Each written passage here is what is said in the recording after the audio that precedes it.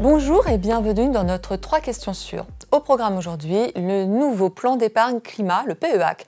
Ce nouveau produit d'épargne à destination des jeunes de moins de 21 ans a été créé par la loi du 23 octobre 2023 relative à l'industrie verte afin de favoriser le financement de la transition écologique. Son régime fiscal a été fixé par la loi de finances pour 2024.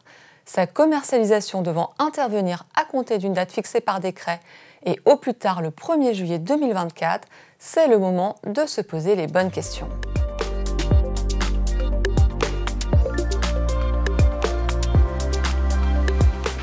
Comme le PEA, le PEAC pourra être ouvert auprès d'une banque s'il prend la forme d'un compte titre associé à un compte espèce, ou alors auprès d'une compagnie d'assurance s'il prend la forme d'un contrat de capitalisation. Le plafond des versements en numéraire devrait être fixé à 22 950 €, comme celui du livret A. Ces versements devront servir à acquérir des titres financiers contribuant à la transition écologique. La rémunération de ce produit devrait être librement fixée par la banque en tenant compte du niveau général des taux d'intérêt et de sa durée qui est limitée. En effet, le PEAC est bloqué jusqu'aux 18 ans du titulaire, sauf en cas d'invalidité du titulaire ou du décès de l'un de ses parents. Passé l'âge de 18 ans, et à condition que le plan ait été ouvert depuis plus de 5 ans, il sera alors possible d'effectuer des retraits ou des rachats partiels sans clôturer le compte. Enfin, le PEAC sera clôturé lorsque le titulaire aura atteint l'âge de 30 ans ou en cas de décès. Au niveau du risque, le PEAC repose sur une gestion pilotée à horizon, c'est-à-dire que jusqu'à l'âge du déblocage, c'est-à-dire les 18 ans du titulaire, les investissements ont lieu de façon évolutive.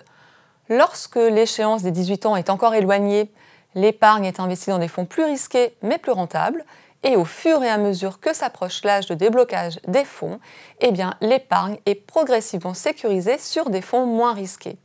Mais comme dans toute gestion pilotée, le risque de perte en capital ne peut pas être écarté.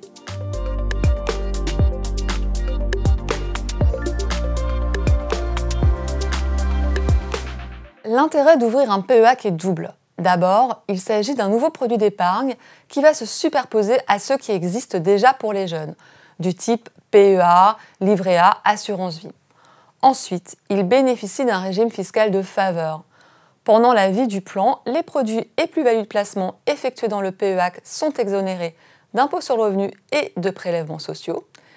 Et lors du retrait des titres ou des liquidités ou du rachat du PEAC, le gain net réalisé est exonéré d'impôts sur le revenu et de prélèvements sociaux. Toutefois, si la loi de finances pour 2024 a fixé un régime fiscal de faveur pour le PEAC, elle a mis fin dans le même temps à la possibilité pour les mineurs de disposer d'un PER à compter du 1er janvier 2024.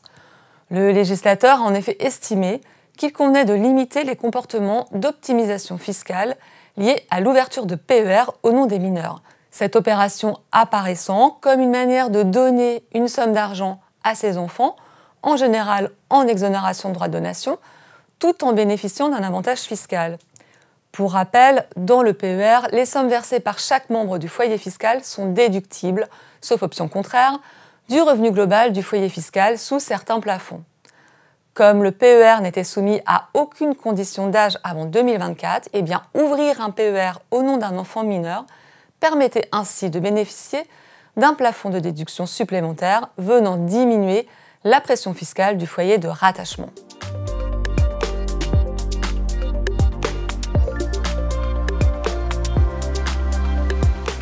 S'il n'est plus possible d'ouvrir un PER au nom d'un enfant mineur depuis le 1er janvier 2024, ceux ouverts avant cette date au nom d'un mineur continuent de fonctionner. Toutefois, ces plans ne peuvent plus être alimentés par des versements volontaires. Alors, afin de prendre en compte cet inconvénient, la loi de finances pour 2024 a prévu un nouveau cas de déblocage anticipé. Si le titulaire du PER ouvert avant 2024 est âgé de moins de 18 ans, il peut liquider ses droits en capital par anticipation sans attendre l'achat de sa résidence principale, qui est un cas de déblocage anticipé, ou le terme normal, c'est-à-dire la date de liquidation d'une pension de retraite d'un régime obligatoire de sécurité sociale ou alors l'âge légal de départ à la retraite. Pour savoir s'il est opportun ou non de débloquer un PER, il faut prendre en compte plusieurs paramètres. Tout d'abord, la fiscalité engendrée pour les parents par ce déblocage. En effet, les versements volontaires déduits à l'entrée seront imposés au barème progressif de l'IR à la sortie et les intérêts, eux, seront soumis au PFU et aux prélèvements sociaux. Deuxième paramètre à prendre en considération, l'âge du titulaire du PER.